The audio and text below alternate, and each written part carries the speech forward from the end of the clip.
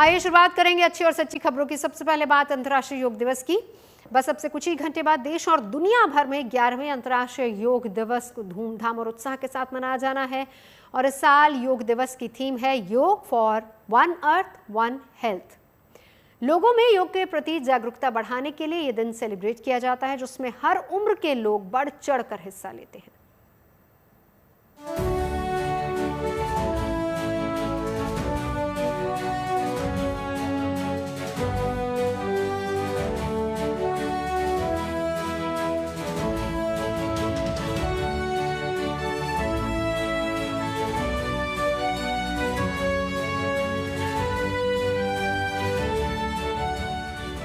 दुनिया एक बार फिर अंतर्राष्ट्रीय योग दिवस मनाने की तैयारी में है। इस साल अंतर्राष्ट्रीय योग दिवस का 11वां एडिशन आयोजित होने जा रहा है, जिसके लिए हिंदुस्तान से लेकर अमेरिका तक लोग योग दिवस की तैयारियों में जुटे हैं। अलग अलग शहरों से आई ये तस्वीरें बयां कर रही है कि लोग योग दिवस को लेकर कितने ज्यादा उत्साहित हैं। क्या बच्चे और क्या बुजुर्ग, क्या महिलाएं और क्या पुरुष, क्या आम क्या खास, हर कोई योग दिवस की तैयारी में लगा है। ये तस्वीर 7 समंदर पार वॉशिंगटन डीसी से आई है, जहां लिंकन मेमोरियल पर एक साथ सैकड़ों लोगों ने योग दिवस की रिहर्सल की। I want to congratulate Prime Minister Modi for starting this 11 years ago, and I like today's topic being one earth, one health. And as a physician, I believe in health, and yoga is as essential as breathing air and taking medication. Yoga helps decrease anxiety, improves depression, and for children, it helps with their attention span, concentration, ability to focus on tasks. देश के अलग अलग शहरों में भी 11वें अंतर्राष्ट्रीय योग दिवस को लेकर तैयारियां करीब करीब पूरी कर ली गई हैं। तस्वीरें दक्षिण भारत के राज्य तेलंगाना के हैदराबाद से आई हैं, जहां एलवी स्टेडियम में प्रदेश के राज्यपाल, पूर्व उपराष्ट्रपति, केंद्रीय मंत्री, सांसद, विधायक और फिल्मी कलाकारों ने अलग अलग योगासन किए।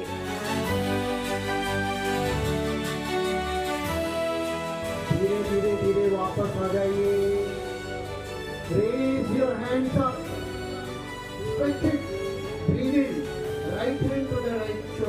धूमधाम योगा कार्यक्रम बनाने के लिए सारी दुनिया तैयार है। लगभग 200 कंट्रीज में इस कार्यक्रम होने वाला है। 200 कंट्रीज के अलग अलग देशों के सरकार के द्वारा और इंडियन डायस्पोरा के द्वारा भी कार्यक्रम होने वाला है। भारत में कोई जगह ऐसा नहीं है कल कार्यक्रम नहीं करने वाले हैं। सभी जगह करोड़ों करोड़ों लोग कल योगा कार्यक्रम में भागीदार हो जाएंगे। आज हैदराबाद में जून 21 का इंटरनेशनल योगा दिवस का 24 आवर्स काउंटडाउन के कार्यक्रम के नीचे हैदराबाद में हजारों लोगों का ये बड़ा कार्यक्रम आयोजित किया गया।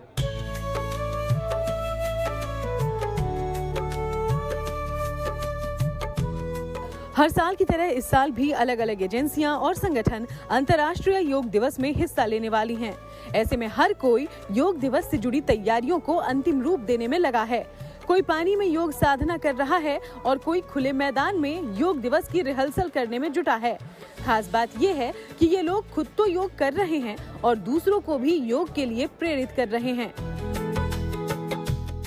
योग दिवस के अंतर्गत जो कार्यक्रम चल रहे हैं उसके अंतर्गत आज महाराणा प्रताप खेल गांव में हमने योग का कार्यक्रम रखा, जो एक्वा योग के नाम से फेमस है, और वो कार्यक्रम करवाया था। यहाँ की पूरी टीम है, उनके द्वारा ये योग कार्यक्रम किया गया। हमारे स्विमर और उसमें सब जितने भी बच्चे हैं उन्होंने पार्टिसिपेट किया। आज ये बच्चे हमारे यहाँ लगभग करीबन 50 से 60 बच्चे थे, और उसके अलावा ये जो योग के जो कार्यक्रम कर रहे हैं ये लगभग 15 से 20 लोग थे, और इन्होंने आज कार्यक्रम हुआ। और यहाँ हमारे खुद की एक योग प्रशिक्षिका है, योग गुरु है रीना पुरोहित, उनके द्वारा भी ये कराया गया है। ये स्विमिंग पूल के अंदर हमने सुबह आज योग किया है पानी में, और ये एक 20 तारीख से रेगुलर पूरे उदयपुर में प्रोटोकॉल का पूर्वाभ्यास किया जा रहा है। इसी तरह यहाँ भी हमने आज पानी में पूर्वाभ्यास किया है, और 21 तारीख को एक बार पुनः इसका अभ्यास किया जाएगा। योग दिवस से जुड़ी एक अनोखी तस्वीर उधमपुर से सामने आई, जहां एनडीआरएफ के जवानों के साथ एक ट्रेन्ड डॉग ने योग करके दिखाया। बताया गया कि ये ट्रेन्ड डॉग बीते 2 सालों से एनडीआरएफ जवानों के साथ योग कार्यक्रम में शामिल हो रहा है और योग के अलग-अलग आसन कर रहा है। उधमपुर में जो लगभग 55 और एक डॉग के साथ जो है वो योगा किया है। मेरी सभी से अपील ये है कि अपना फिजिकल और मेंटली फिट रहने के लिए जो हर रोज़ हो सके तो हर रोज़, नहीं तो कभी कभी योगा जरूर करें। खास करके जो हमारे साथ जो डॉग है वो भी पिछले 2 सालों से जो है योगा करता आया है। जो हमने जो ट्रेनिंग किया है, जैसे हम लोग ने ट्रेन किया है, जैसे हम लोग करते हैं वैसे वो डॉग भी रोज़ करता है। हम लोग सभी जो फिजिकल फिट हैं और मेंटली भी फिट हैं। योगा से बहुत फायदे हैं। उधर संगम नगरी प्रयागराज में भी योग दिवस को लेकर लोगों में गजब का उत्साह है। योग करने वाले ये लोग कोई आम लोग नहीं, बल्कि ये सभी पेशे से डॉक्टर्स हैं, जो मरीजों का इलाज करने के साथ साथ खुद को फिट रखने के लिए योग का सहारा ले रहे हैं।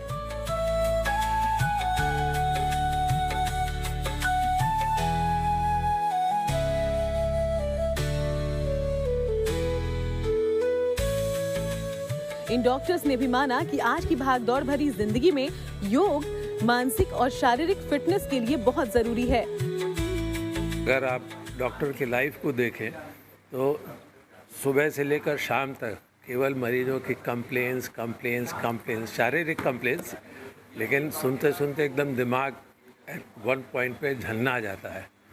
तो योगा जो है इन सब चीज़ों का एक होलिस्टिक अप्रोच है।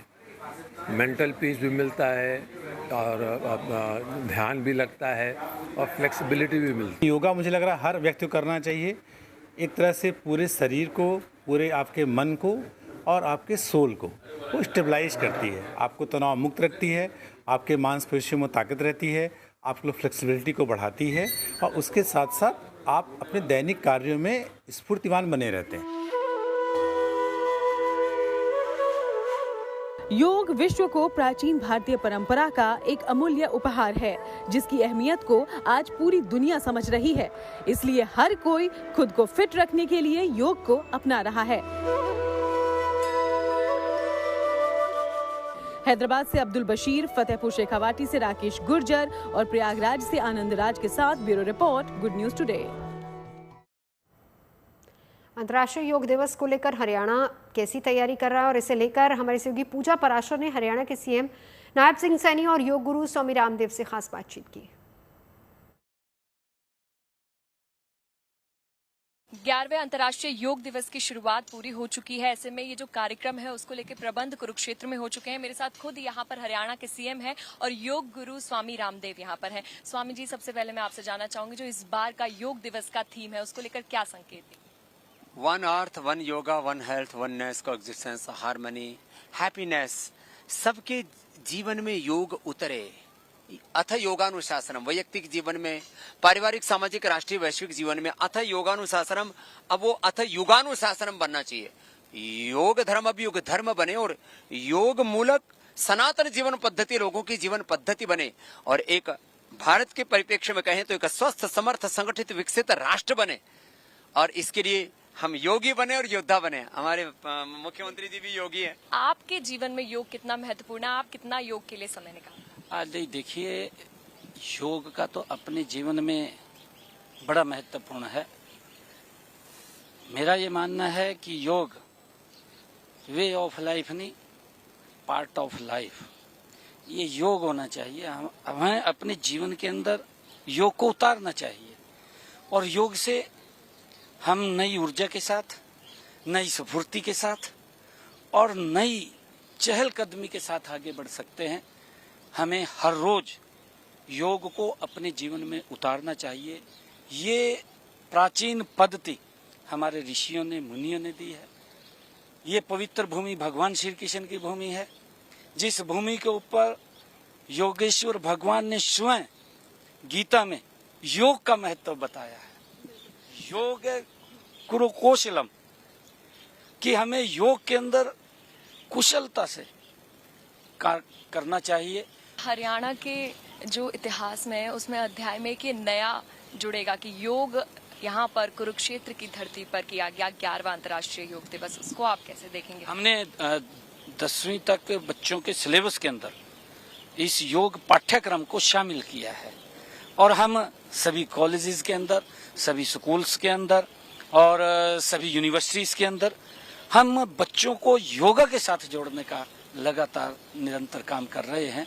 और हमारे लिए ये बड़े गर्व की बात है कि जब पूरा हरियाणा योग के साथ जुड़ेगा तो कुरुक्षेत्र के इस ब्रह्म सरोवर के तट के ऊपर लाखों की संख्या में लोग कल सुबह योग करेंगे। ये हमारे लिए गर्व की बात है, क्योंकि योग हमें स्वस्थ और तंदुरुस्त बनाता है। तो ये थे योग गुरु स्वामी रामदेव और खुद हरियाणा के सीएम नायब सिंह सैनी। आपने सुना कि किस तरीके से योग को एक नया मुकाम हासिल हो रहा है।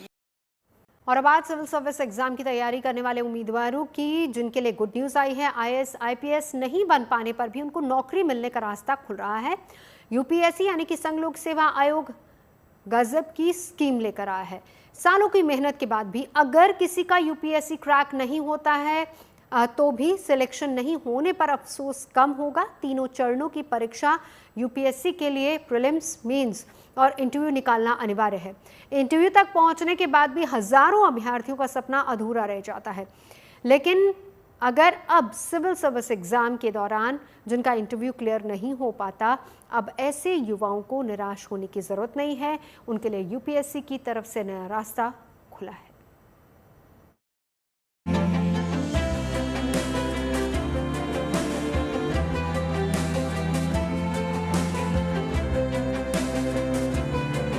ऐसे खुशनसीब लोगों की संख्या मुट्ठी भर है जिनका सिविल सेवा से जुड़ने का सपना पूरा हुआ।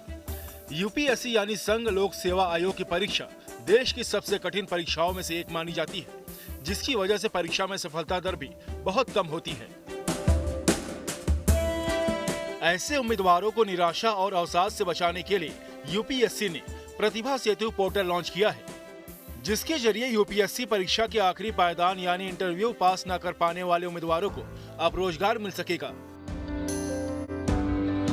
यूपीएससी सिविल सर्विस की परीक्षा जिसके लिए देश के हजारों स्टूडेंट्स जो है वो हर साल भाग लेते हैं। कई सारे स्टूडेंट्स पास हो जाते हैं, परीक्षा को सफल बनाने के लिए दिन रात मेहनत करते हैं, लेकिन कई सारे स्टूडेंट ऐसे हैं जो एग्जाम तो पास कर लेते हैं लेकिन मेरिट लिस्ट में बाहर हो जाते हैं।